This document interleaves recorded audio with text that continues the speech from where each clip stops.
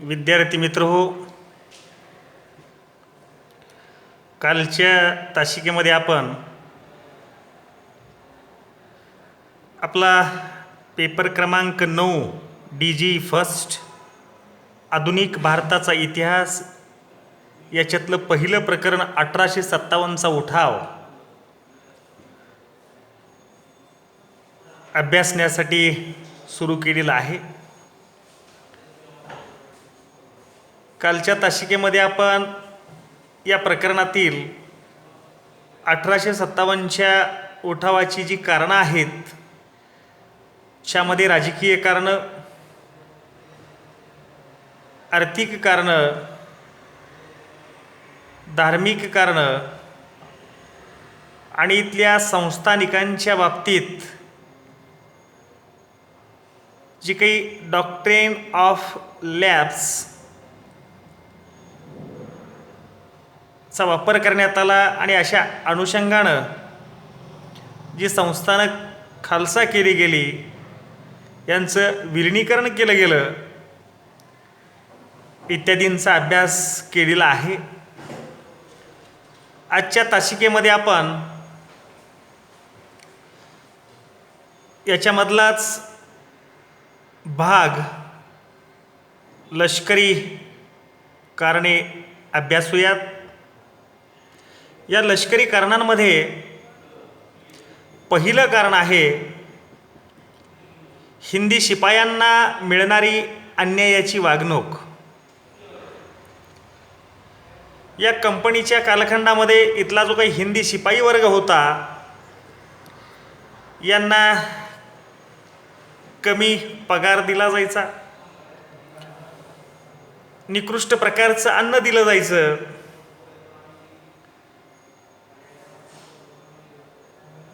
इथल्या सैनिकांना सुभेदारापेक्षा वरचं पद दिलं जात नव्हतं.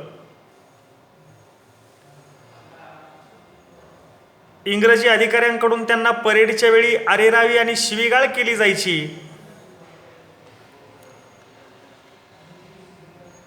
लढाईच्या म्हणजेच युद्धाच्या कालखंडामध्ये हिंदी सैनिकांना पुढच्या फळीला म्हणजे आघाडीवर धाडलं जायचं आणि अशांमध्ये अनेक सैनिक मारले जायचे आणि त्याविरुद्ध गोरे म्हणजे ब्रिटिश जे सैन्य होतं त्या सैन्याचा मान राखला जायचा. ही चीड इथल्या भारतीय वंशाच्या सैनिकामध्ये होती. याच्यामुळं सुद्धा 1857च्या उठावाला बळ मिळालं. त्यानंतर आहे हिंदी शिपायावरील जाचक निर्बंध.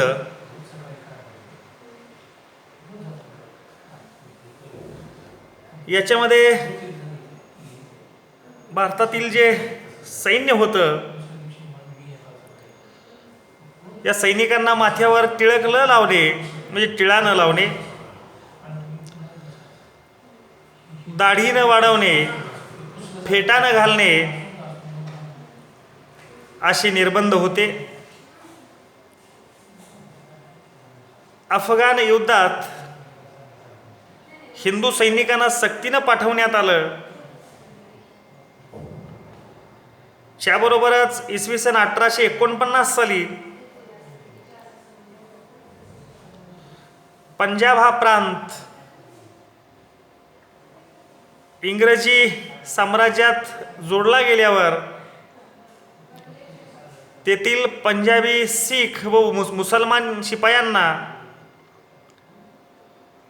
लष्करात घेऊन त्यांनी दाढी व डोक्याच्या केसाला धक्का लावणार नाही असं वचन दिलं गेलेलं होतं, परंतु ते प्रत्यक्षामध्ये ब्रिटिशांनी पाळलं नाही. याचाही राग इथल्या हिंदी शिपायांमध्ये होता.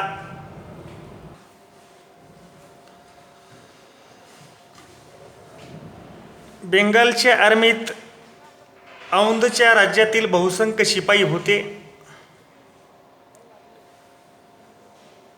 औंध राज्य खालसा केल्यामुळं त्यांच्याही भावना दुखावल्या गेल्या.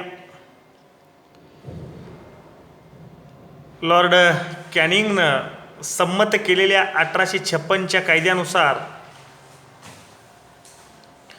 बंगाल लष्करातील सैनिकांना सेवेसाठी भारतात तसेच भारताबाहेर कुठेही जाण्यासाठी तयार राहण्याची पूर्वअट घालण्यात आलेली होती. मात्र समुद्रपार प्रवास करणे म्हणजे समुद्र पर्यटन ही जी कृती होती त्यावेळी ही कृती धर्मविरोधी मानली जायची. त्यानंतर आहे गोरी फौज संख्येनं कमी व तीही पंजाबमध्येच ठेवलेली होती. गोरी फौज म्हणजे ब्रिटिश वंशीय सैन्य. इंग्रजी लष्करात 2,33,000 हिंदी फौज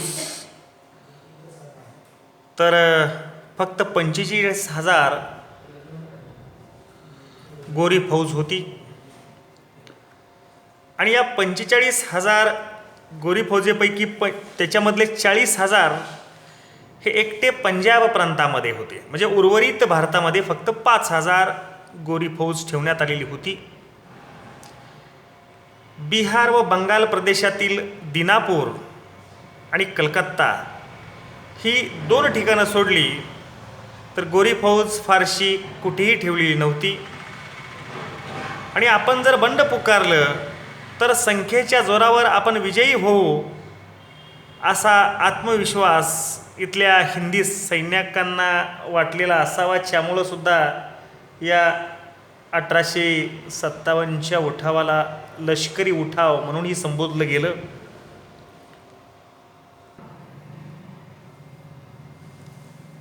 आता ही जी काही वेगवेगळ्या प्रकारची आपण कारणं अभ्यासली म्हणजेच या ब्रिटिशांच्या भारतातील जुलमी राजवटीविरुद्ध इथल्या भारतीय जनतेमध्ये जो असंतोष होता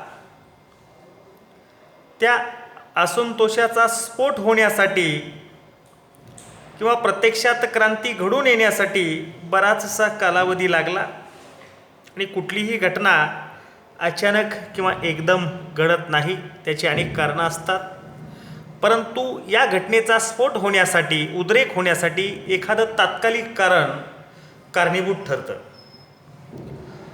जसं पहिल्या महायुद्धाचं तात्कालिक कारण होतं की ऑस्ट्रियाचा युवराज आर्चड्यूक फर्डिनांड याचा खून बोस्नियाची राजधानी सेराजेव्हो येथे करण्यात आला. 1914चा हा कालखंड. आणि हे पहिल्या महायुद्धाचं तात्कालिक कारण होतं. दुसऱ्या महायुद्धाचं जसं तात्कालिक कारण होतं की हिटलरचं पोलंडवर आक्रमण 1939 आणि तिथून दुसऱ्या जागतिक महायुद्धाला सुरुवात झाली होती. हे जरी महायुद्ध नसलं तरीसुद्धा इथल्या जनतेमध्ये जो आक्रोश होता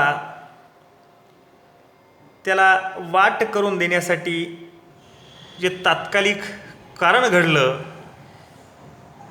याच्यामध्ये आहे सैनिकांना मिळालेली वागणूक, यातून निर्माण झालेला असंतोष. आणि अशा वातावरणातच एक काडतुसांचं प्रकरण उद्भवलं आणि या दडपलेल्या असंतोषाचा स्फोट झाला. ब्रिटिश सरकारनं 1856 साली हिंदी सैनिकांच्या हाती पूर्वीच्या ब्राऊन बेस बंदुकीच्या जागी लांब पल्ल्याच्या इनफिल्ड रायफली आणि त्यात वापरायची नवी काडतुसं दिली. आणि या काडतुसांवरचं जे आवरण होतं ते दातांनी तोडावं लागायचं. आणि या आवरणाला गाईची आणि डुकराची चरबी लावली जायची. आता इथले जे काही सैन्य होते भारतीय वंशाचे याच्यामध्ये हिंदूही होते आणि मुस्लिमही होते. आणि दोन्ही धर्मातील जे काही या धर्माचं आचरण करणारे व्यक्ती आहेत, हिंदूंना जशी गाय पवित्र तसं इस्लामला डुक्कर अपवित्र. आणि याच्यामुळं या ब्रिटिशांविरुद्ध धार्मिक आणि लष्करी भावनेच्या बळावर हिंदी सैनिकामध्ये प्रक्षोभ निर्माण झाला. या उठावाचं हे तात्कालिक कारण म्हणजे काडतुसांचं प्रकरण. आता याच्यानंतर आहे या उठावाचं स्वरूप कसं होतं. भारताच्या राष्ट्रीय इतिहासात 1857च्या उठावाला अनन्यसाधारण महत्त्व आहे. विविध इतिहासकार, राजकीय विचारवंत, राष्ट्रीय चळवळीतील नेते, तत्कालीन ब्रिटिश प्रशासक इत्यादी लोकांनी उठावाच्या स्वरूपात आपली वेगवेगळी मतं मांडलेली आपल्याला दिसून येतात. यामध्ये साधारणतः 3 दृष्टिकोन प्रामुख्याने आढळतात. या 1857च्या उठावाला काहींनी शिपायाचं बंड असं संबोधलं, काहींनी याला स्वातंत्र्य युद्धाची एक पहिली वाट, एक क्रांती असं संबोधलं, तर काहींनी याला महान उठाव असंही संबोधलं. आता या 1857च्या उठावाला या 3 मतांमध्ये विभाजित करण्यात आलं. याच्यातलं पहिलं मत आहे शिपायांचं बंड. तर याच्यामध्ये ही जी काही काडतुसांचं प्रकरण होतं, या प्रकरणावरून हिंदू मुस्लिम शिपायांनी उभारलेलं हे बंड होते असं म्हणणारे अनेक ब्रिटिश इतिहासकार व तत्कालीन ब्रिटिश प्रशासक आहेत. यामध्ये पंजाब प्रांताच्या जो कारभारी होता सर जॉन लॉरेन्स, त्याबरोबरच सर जॉन सिले, तत्कालीन बंगाली विचारवंत किशोरचंद्र मित्रा, शंभूचंद्र मुखोपाध्याय, हरिश्चंद्र मुखर्जी, सर सय्यद अहमद,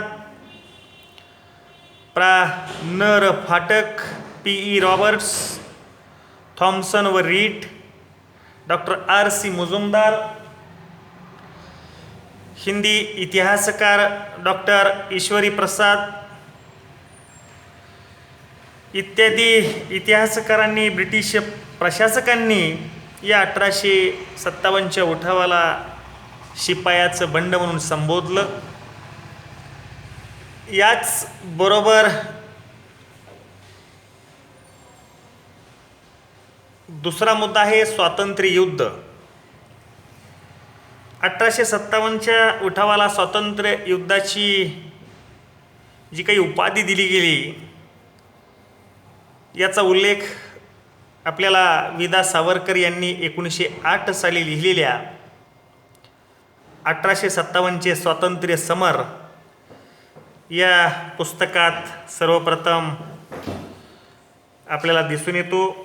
या स्वातंत्र्य समर पुस्तकामध्ये सावरकरांनी या उठावाला पहिलं स्वातंत्र्य युद्ध संबोधलं.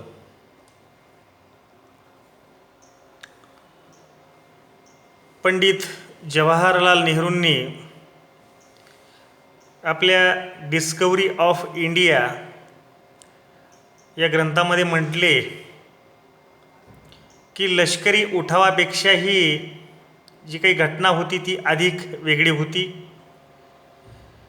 जिला स्वातंत्र्य युद्धाचं मूल्य होतं. अनेक भारतीय इतिहासकारांनी या उठावाला स्वातंत्र्य युद्ध संबोधलं आणि याच्या नंतरची जी तिसरी धारणा आहे या उठावाच्या संबंधामधली, महान उठाव. भारतातील ब्रिटिश सत्तेविरुद्ध हा असंतोषाचा फार मोठा भडका होता. ब्रिटिशांना हकलवून लावणे हा सुद्धा उठावकऱ्यांचा उदात्त हेतू होता. त्यामुळं या उठावास भारताच्या इतिहासातील महान उठाव असे म्हणणे जास्त संयुक्तिक ठरेल. याच ठिकाणी आज आपण थांबतोय. पुन्हा उद्याच्या तासिकेमध्ये याच्या पुढच्या भागाला आपण सुरुवात करूयात. धन्यवाद.